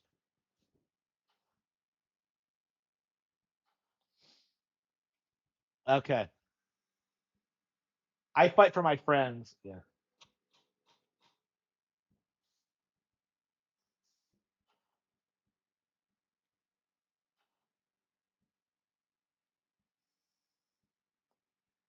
Uh, yeah, they said the same. Yeah. Yeah, I think I'm gonna like end the stream, take a break. I'm gonna go on. I'm gonna eat, and I'm gonna do some biking, and then I'll probably come back and do a gameplay stream. But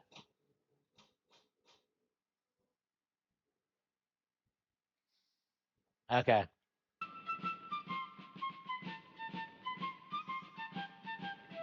Hey, look at that. It's the new year. I know it is, because it says it right there on my calendar. The first couple of days of the year have been like a fever dream nightmare for me. Quite literally. 'Cause I got a funny little case of the flus. Yeah, the flus. Don't get sick. Don't get the flu. It's the worst mistake. Yeah, I love how these like Nintendo hate channels are all like very clearly retarded. You know, they obviously rode the short bus to school. They're obviously like illiterate. They can't even speak properly without slurring their words and just trying to pass themselves off as wacky and goofy. Like they're retards. Like they really are at their core retards. And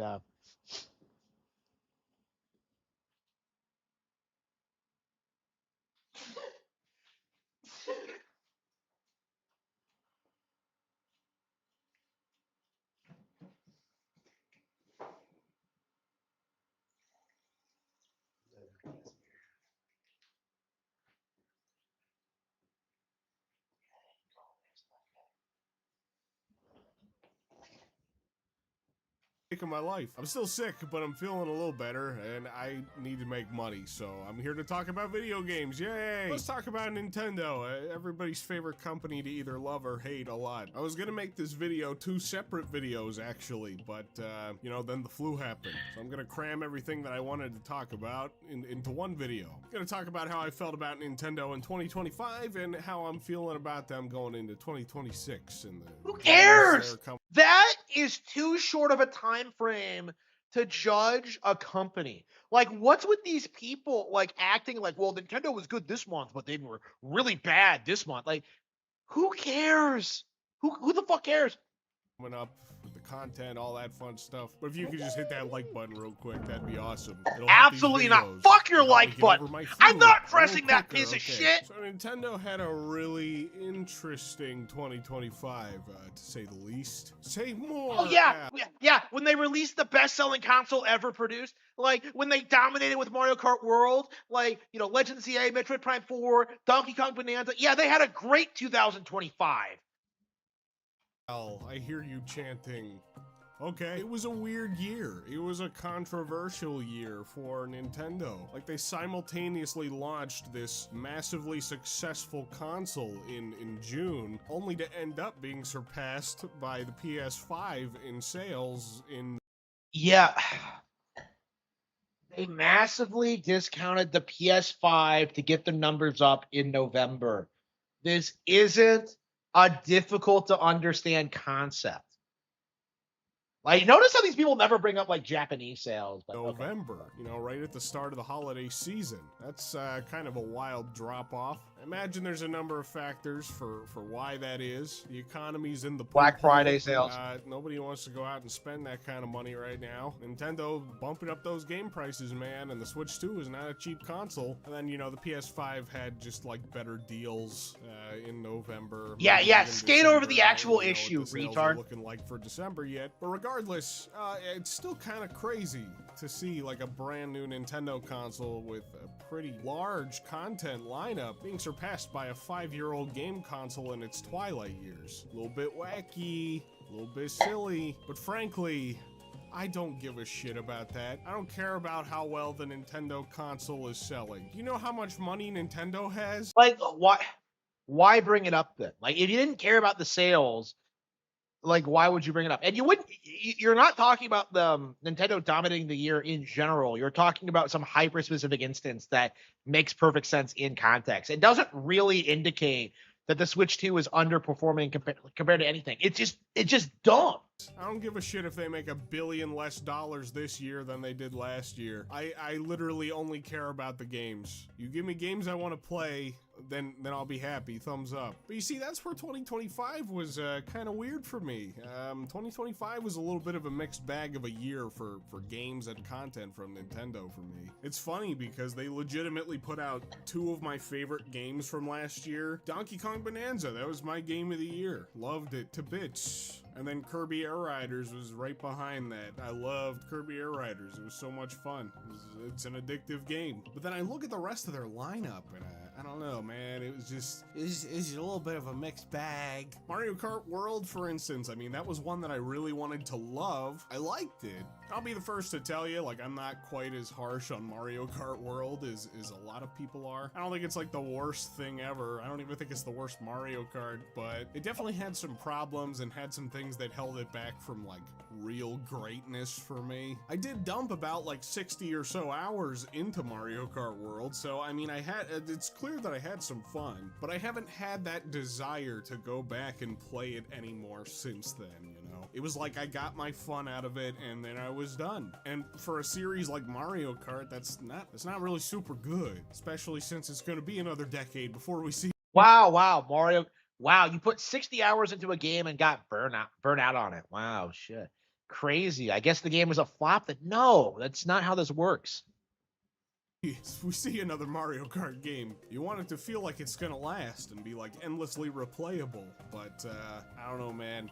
The fun kind of got lost after a little while for me there. I'm optimistic that they can bring it back, you know, like with content updates in the future, adding more stuff to the game, hopefully fixing up some of the issues that I have with it. But obviously that's not really like a super glowing review of the game. Like, it's kind of fun and it might be great eventually. Yeah, probably not so good. And then there was Metroid Prime 4. You guys saw my review of that. I was really let down by Metroid Prime 4. I was itching for a fun Metroid experience. Prime 4 did not deliver for me. I've seen plenty of folks out there who have had some fun with it and are enjoying it, and I'm really happy for those people. But man, to me, it was a real letdown of a Metroid game. And it's sad, it kind of just came and went, you know? Nobody's talking about this game. This game is unfortunately— You're talking about it right now, you dipshit. Like, the whole, like, nobody's talking about it narrative needs to die. Like, because fundamentally, like, people are talking about games all the time.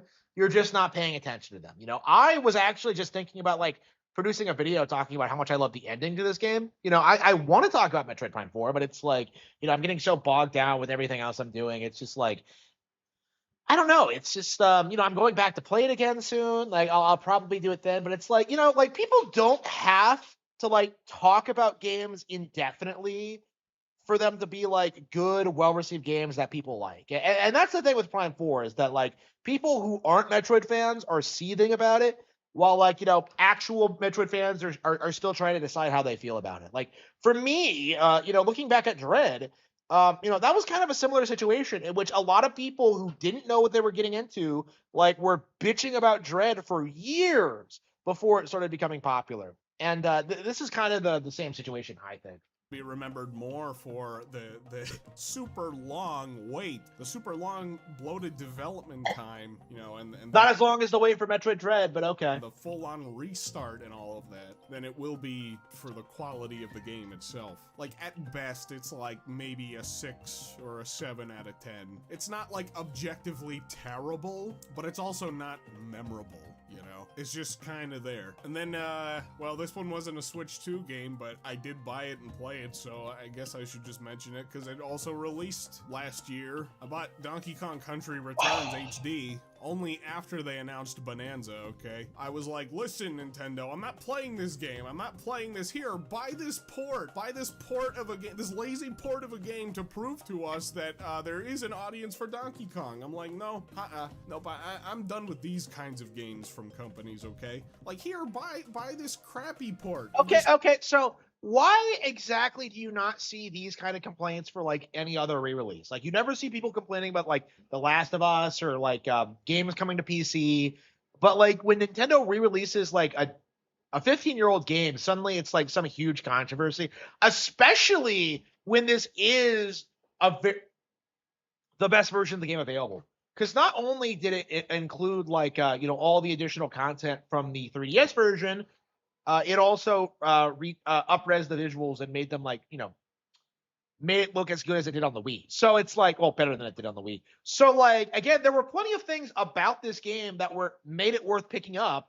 And it's just, it's so weird to me how often people complain about, wait a minute. He's playing on easy mode. The fucker. Like, shit. Crappy game. Okay, I mean, Returns isn't a crappy game. But you know what I mean? It's like, here, have this lazy port. So then maybe we'll consider. Yeah, let's be real.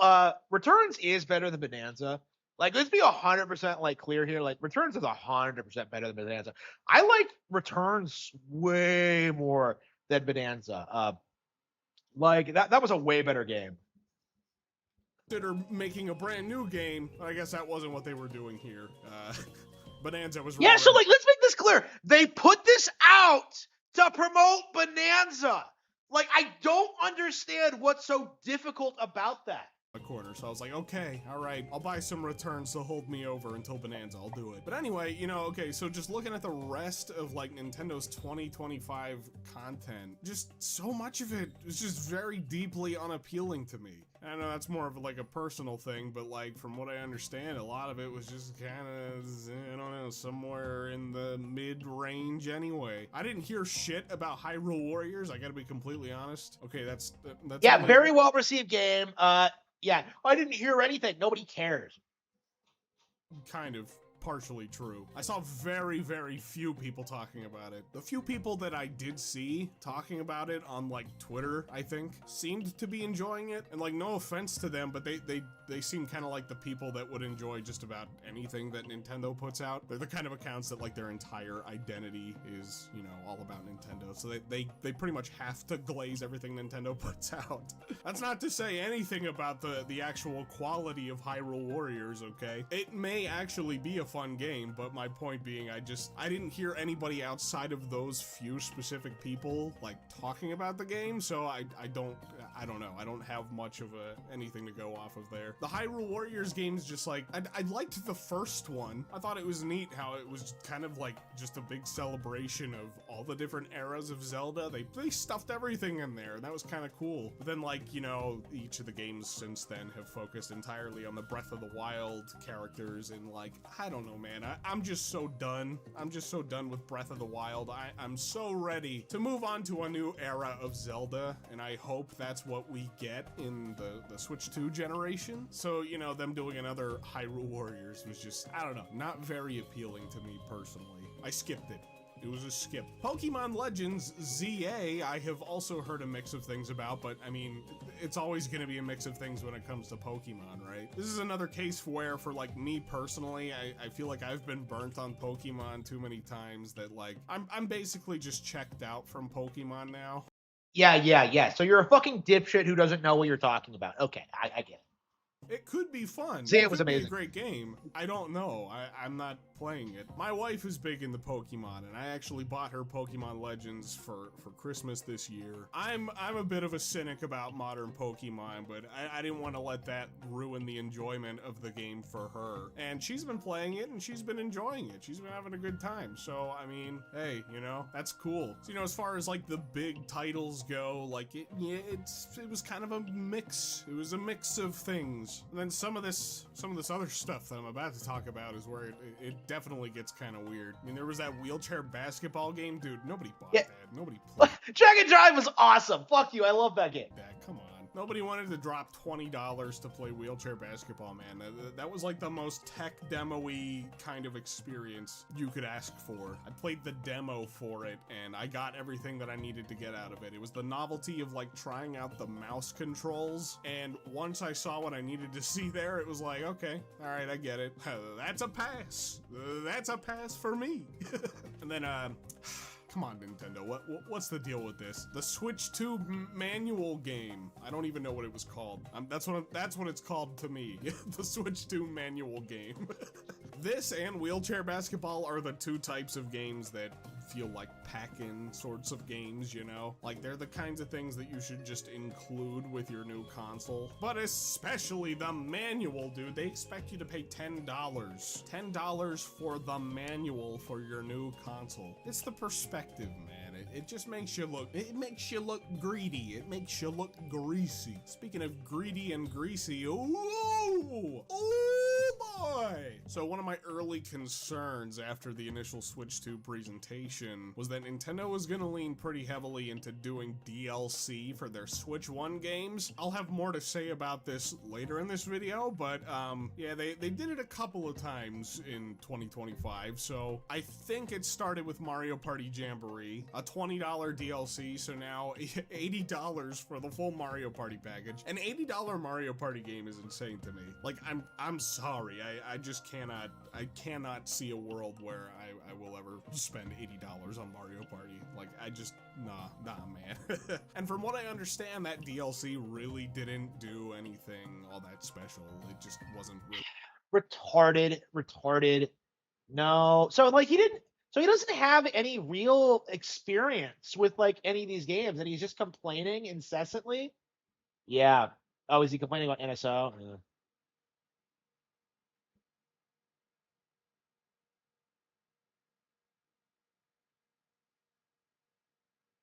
Why don't we? So right at the beginning of the year, we have another Switch 1 DLC that's going to be dropping in Animal Crossing. I guess they're at least charging a little more fairly for this, I could say. I think it's like $5. Maybe it's like... I don't fucking care what you have to say.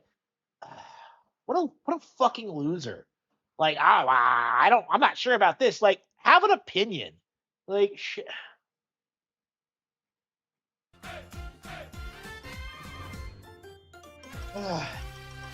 Yeah, I think I'm worn out.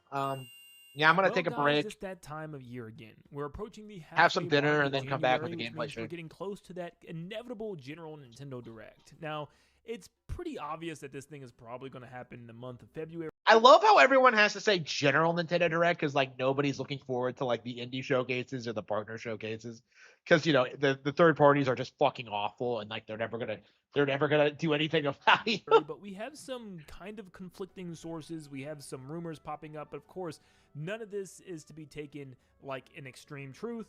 Take it with a grain of salt because we don't know what's going on. I hate Nintendo Land. It's He's such a 2026. douchebag. We don't know who are going to be our primary leakers of the year or whatnot.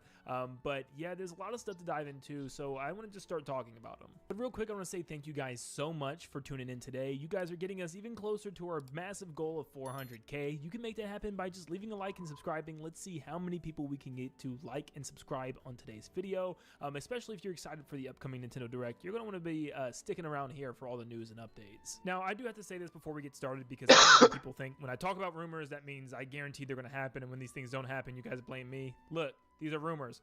Don't believe them if you don't want to. Okay, so I'm not gonna watch your shitty video talking about them. Like, if it's not confirmed, I don't want to hear about it. Like, I don't understand what's so difficult about this. Like, fuck you, Nintendo Land. Okay, RGT85. 26 is indeed here, and many people are wondering how Nintendo will handle this upcoming year. Of course, eventually we're going to get a financial report from the company themselves where they will give details about the system sales to see how things are going, how things were over the holiday season, and of course software sales to see what sort of stuff is selling on the platform and maybe what seems to be a bit underperforming in the grand scheme of things. There's also going to be those amazing shareholder questions. Hopefully they're a little bit more hard-hitting than asking about the landscaping around Nintendo's headquarters in Japan. But President Furukawa isn't really someone you hear a lot from. You hear about him at these shareholder meetings and stuff like that. But outside of that, I mean, it's pretty much silent. He's not doing the interview tours. He's not doing all this sort of stuff. So it's interesting that recently a Japanese newspaper called Kyoto Shimbun, I think I'm saying that right. You know, let me know in the comments section down below. I feel like my dialect and inflections were proper on that. Kyoto Shimbun. I mean, I play a lot of Shenmue, like, so I'm used to the dialects there. But in this interview, there was lots of interesting information that was How do given. you play a lot of Shenmue when there are no modern Shenmue games? What are you talking about, you dipshit? Like, what are you talking about about? potential price increases for the Nintendo Switch 2, software stuff, some kind of vague answers, but things that you could kind of read between the lines in, and when you start to really look at it, maybe there's a little bit more than meets the eye. So I want to go over the more interesting stuff from this interview that was talked about. They also talked about movies and anime and stuff.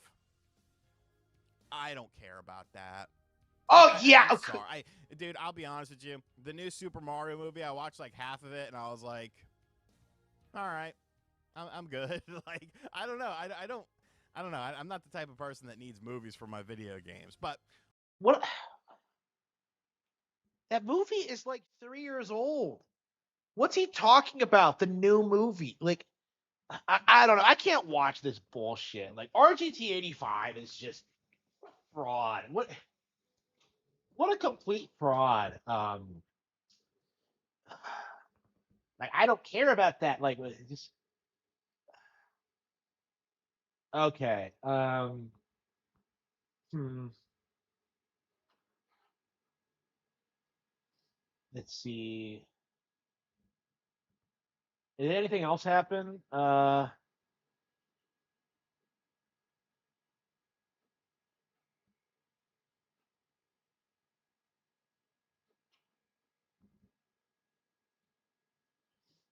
Yeah, all these clickbait videos are going to be really outdated by the time the Nintendo Direct hits. Like, I don't think anybody's going to be saying that like the console's failing by like next month.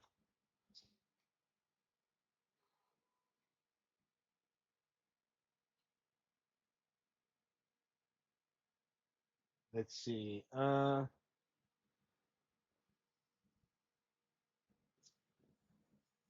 Yeah, I think that's going to be it. I don't know, unless I want to like just talk and like about other things. I don't know. My throat kind of hurts, so yeah, I think my throat has been.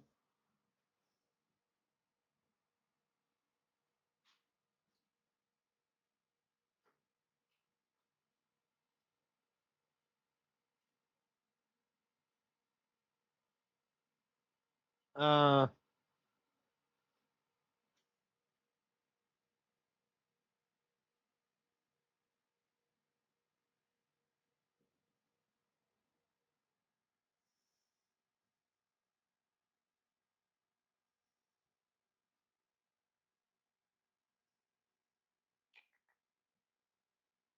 uh,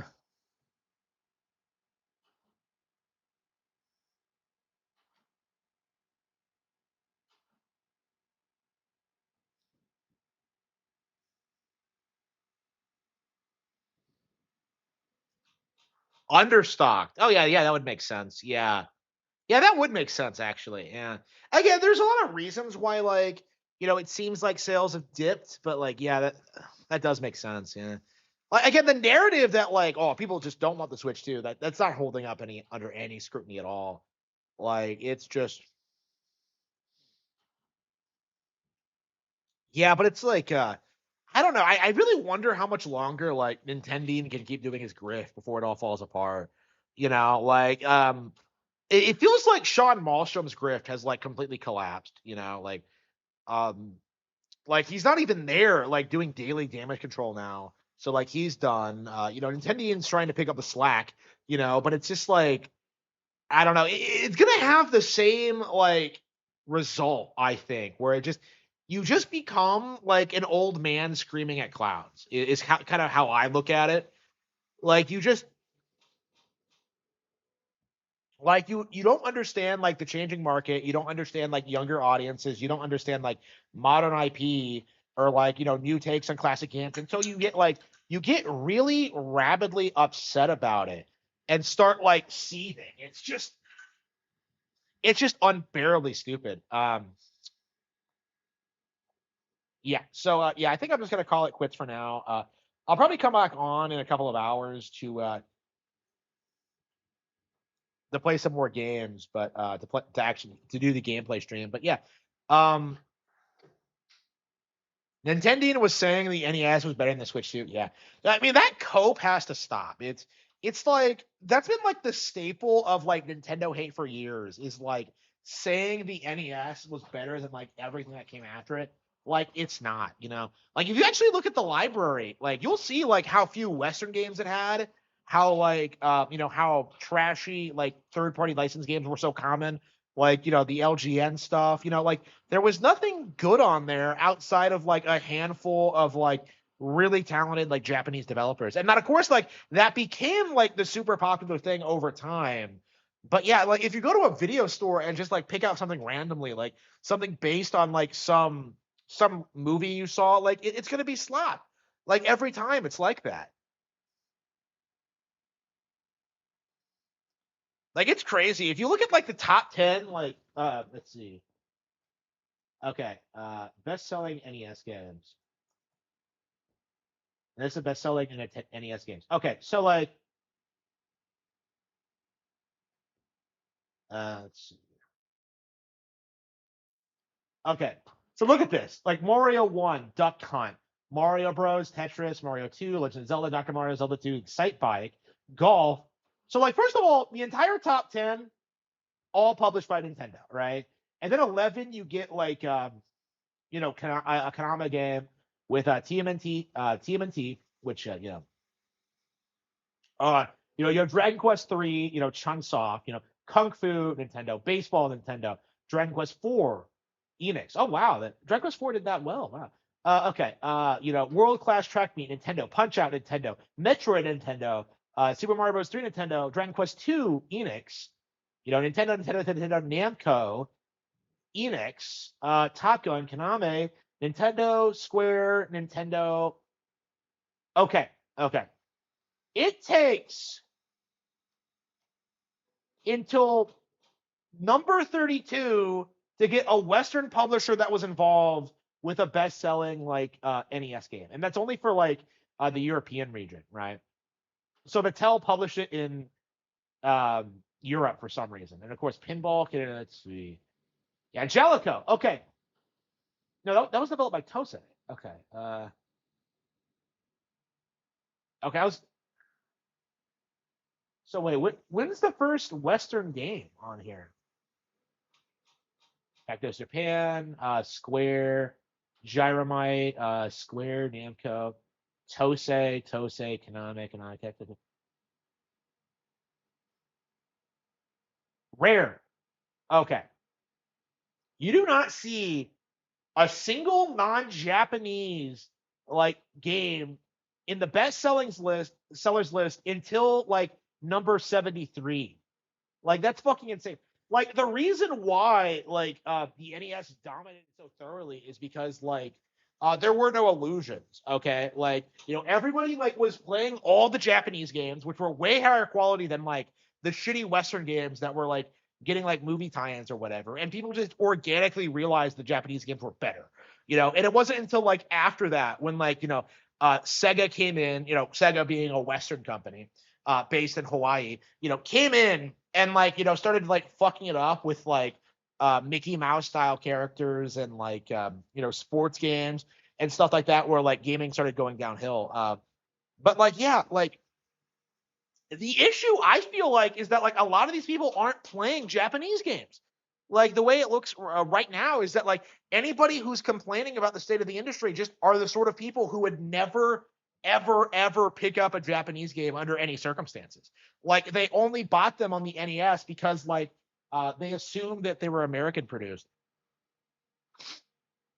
So like with Sean Malmstrom and like people like that, the reason why you had so many classics on NES was because you were going out there, playing a bunch of games and just organically discovering like the Japanese ones were better, and like after that, you just kind of had this like weird mentality that like, well, things were different in the NES era when like, no, you like back then you were actually playing the games, you know, that's kind of my mindset on it, is that like none of these people like seem to have that much experience with like any of the things they talk about. You know, we saw this with like that monkey guy, right? Like he didn't play ZA. He didn't play like Dragon Drive. He didn't play like a lot of these great Switch 2 games. And like he's gonna be blindsided, I think, by a lot of their enduring popularity and success. You know, ARMS is a really good example. Because like everyone said ARMS failed and that like nobody liked it. And yet, like when it gets a sequel, when it does get a follow-up, like I think people are gonna be very, very surprised by how well it does and how much like people look back on it fondly.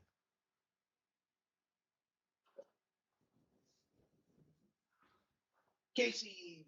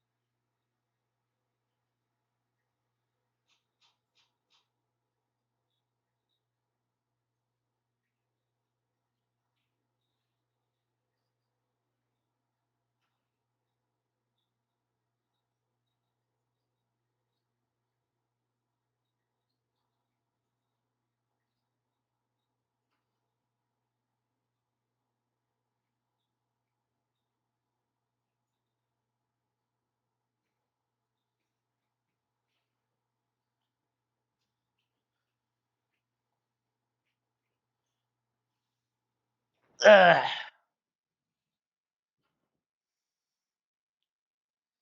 Yeah, so like I think that's all I wanted to talk about today. Unless hmm.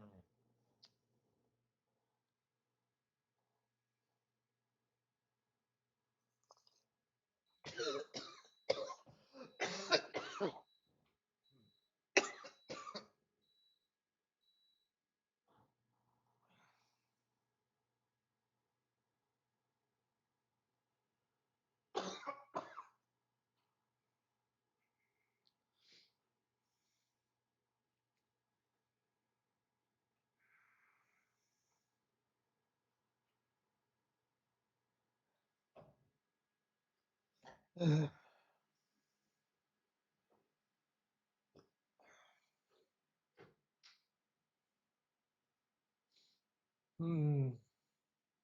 Yeah, I think I'm gonna end the stream now. I think 2 hours a day to go over like daily topics and news is well enough. So yeah, uh, I think I am gonna try to keep doing these and keep like up to date with like the daily narrative when it comes to these people and start like taking note of these personalities. You know, on the arc, I fucking can't stand.